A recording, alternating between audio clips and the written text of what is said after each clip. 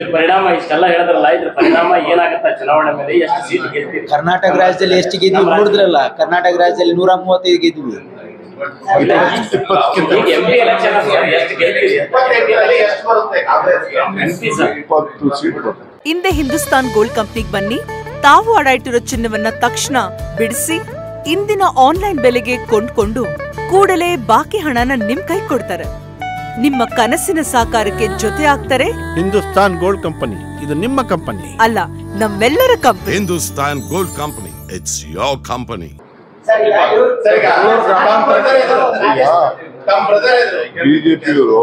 ಬಿಜೆಪಿಯವರು 10 ಪಾರ್ಲಿಮೆಂಟ್ ಮೆಂಬರ್ನ ಬದಲಾವಣೆ ಮಾಡ್ತಾವೆ.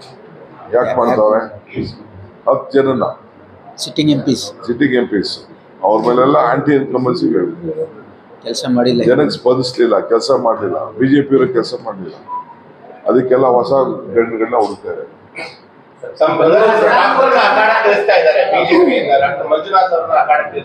ನೋಡಿ,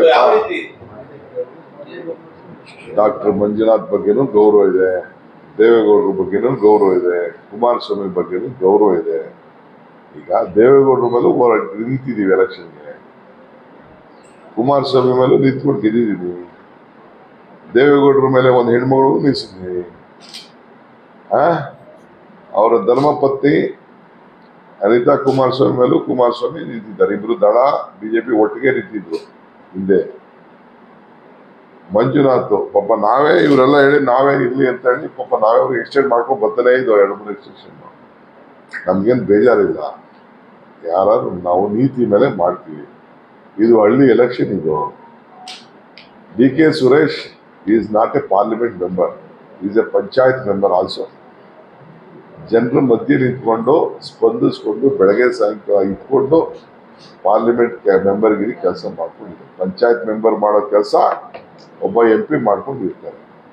ಸೊ ಅದರಿಂದ ಯಾರು ನಿಂತರು ನಮ್ಗೇನು ಬಹಳ ಸಮ್ಮತ, ನಮ್ಗೇನು ಬೇಜಾರಿಲ್ಲ.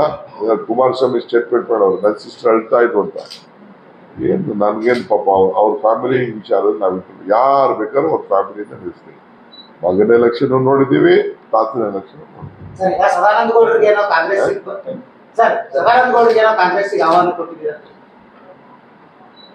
ಹೇಳಪ್ಪ, ಬಹಳ ಜನ ಕಾಂಗ್ರೆಸ್ ಪಾರ್ಟಿಗೆ ಬರಕ್ ಸಿದ್ಧವಾಗಿದ್ದಾರೆ. ನೆನ್ನೆನೂ 3 ಜನ ಬಿಜೆಪಿ, ಒಬ್ರು ಜಯಪ್ರಕಾಶ್ ಹೆಗಡೆ ಅವ್ರ ಚೇರ್ಮನ್ ಮಾಡಿದ್ರು, ಅವ್ರು ಬಂದು ಸೇರ್ಕೊಂಡ್ರು. ಸುಕುಮಾರ್ ಶೆಟ್ಟಿ ಸೇರ್ಕೊಂಡು ಇವ್ರು ಬಂದು MP ಕುಮಾರಸ್ವಾಮಿ ಬಹಳ ಜನ ಇದ್ದಾರೆ. ಸಿಟ್ಟಿಂಗ್ MPಸು ಬಂದು ನಾನು ಕೇಳಿದ್ದಾರೆ. ನಾನು ಇಲ್ಲ ಅಂತ ನಾನು ಹೇಳುದಿಲ್ಲ. I don't want to disclose it. Sitting MPಸು 3 ಜನ ಬಂದು ನಾನು ಕೇಳಿದ್ದಾರೆ. ನಾನು ಡಿಸ್ಕ್ಲೋಸ್ ಮಾಡಲಿಕ್ಕೆ ನಾನು ತಯಾರಿಲ್ಲ. ಅವ್ರ ಹೆಸರುಗಳೆಲ್ಲ ತಿಳಿಸ್ಕೊಡ್ತಾರೆ. ನಮ್ಮ ಪಾರ್ಟಿ ಲೀಡರ್ಶಿಪ್ ಬಂದ್ರೆ ಒಪ್ಕೊಂಡ್ರೆ ಅದು ಹೇಳಕ್ಕಾಗಲ್ಲ.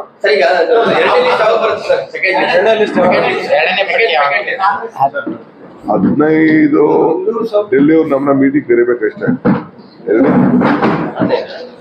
ಮೊನ್ನೆ ಇತ್ತು CC ಕರಿಬೇಕು. CC ಕರೆದ 1 ಗಂಟೆಲೆ ಅಲ್ಲದೆ ಬಿಜೆಪಿಯ ಸಂಸತ್ ಸದಸ್ಯರ ಹೇಳಿಕೆ, ಸಂವಿಧಾನವನ್ನ ಬದಲಾವಣೆ ಮಾಡ್ತೀವಿ, ಅದಕ್ಕೋಸ್ಕರ ನೀವು 400 ಸೀಟ್ ನಮ್ಗೆ ಕೊಡಿ ಅಂತ ಇದೆಯಲ್ಲ. ಇದು ಪ್ರೈಮ್ ಮಿನಿಸ್ಟರ್ ಮೌನತೆ, ಬಿಜೆಪಿ ಸಂಸದರ ಮೌನತೆ. ಮೌನಂ ಸಮ್ಮತಿ ಅಲ್ವೇ? ಮೌನವಾಗಿದ್ರೆ ಸಮ್ಮತಿ. ವೈಯಕ್ತಿಕವಾಗಿ ಬೇಡ. ಇಲ್ಲ, ಇಷ್ಟೊತ್ತಿಗೆ ನಾವಾಗಿದ್ರೆ ಪಾರ್ಟಿಯಿಂದ ಎಕ್ಸ್ಪೆಲ್ ಮಾಡ್ಬಿಟ್ಟಿದ್ದೆ, ಪಾರ್ಟಿನೇ ಎಕ್ಸ್ಪೆಲ್ ಮಾಡ್ತಿದ್ದೆ. ಅಂದ್ರೆ ಅವ್ರಿಗೆ ಇದನ್ನ ಪೂರ್ವಕವಾಗಿ ಏನು ಬಿಜೆಪಿ ಭಾವನೆ ಇದೆ ಆ ಭಾವನೆನ ಅನಂತಕುಮಾರ್ ಹೆಗಡೆ ಅವ್ರ ಕೈಲಿ ಮಾತಾಡಿಸ್ತಾ ಇದ್ದಾರೆ. ಇದು ಖಂಡನೀಯ. ಇಡೀ ರಾಜ್ಯದ ಎಲ್ಲ ಕಾರ್ಯಕರ್ತರಿಗೆ, ಜನರಿಗೆ, ಎಲ್ಲರೂ ಕೂಡ ನಾವು ಕರೆಯನ್ನ ಕೊಡ್ತಾ ಇದ್ದೀವಿ. ಇದರ ವಿರುದ್ಧ ಹೋರಾಟ ಮಾಡಬೇಕು. ಬಾಬಾ ಸಾಹೇಬ್ ಅಂಬೇಡ್ಕರ್ ಕೊಟ್ಟಂತ ನಮ್ಮ ಸಂವಿಧಾನವನ್ನು ನಾವು ರಕ್ಷಣೆ ಮಾಡ್ಕೊಳ್ಬೇಕು. ಹಿಂದೆ ಪ್ರೈಮ್ ಮಿನಿಸ್ಟರ್ ಏನ್ ಭಾಷಣ ಮಾಡಿದ್ದಾರೆ ಅದ್ರ ಬಗ್ಗೆ ಕೂಡ ತಾವೆಲ್ಲ ಆಲೋಚನೆಯನ್ನ ಮಾಡಬೇಕು. ಹೇಳೋದೊಂದು, ಮಾಡೋದೊಂದು. ಇದ್ರ ವಿರುದ್ಧ ಜನ ಆಕ್ರೋಶವನ್ನ ವ್ಯಕ್ತಪಡಿಸಬೇಕು ಅಂತ ಹೇಳಿ ಈ ಗುಲ್ಬರ್ಗಾದ ಈ ಒಂದು ಗಂಡು ಭೂಮಿಯಿಂದ ಮಾತಾಡಲಿಕ್ಕೆ ನಾನು ಪ್ರಯತ್ನ ಮಾಡ್ತಾ ಇದ್ದೇನೆ.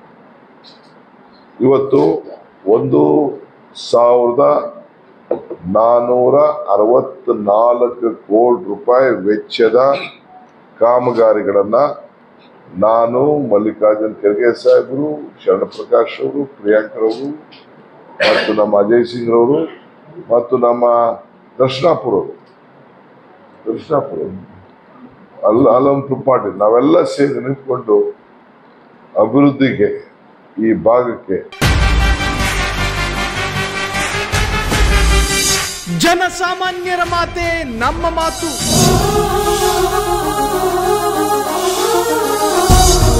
ಜನಸಾಮಾನ್ಯರ ದಾರಿಯೇ ನಮ್ಮ ದಾರಿ.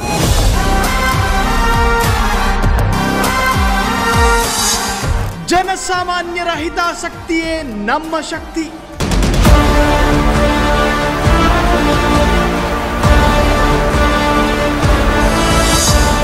ಫ್ರೀಡಂ ಟಿವಿ ಶೀಘ್ರದಲ್ಲೇ ನಿಮ್ಮ ಮನೆಗೆ.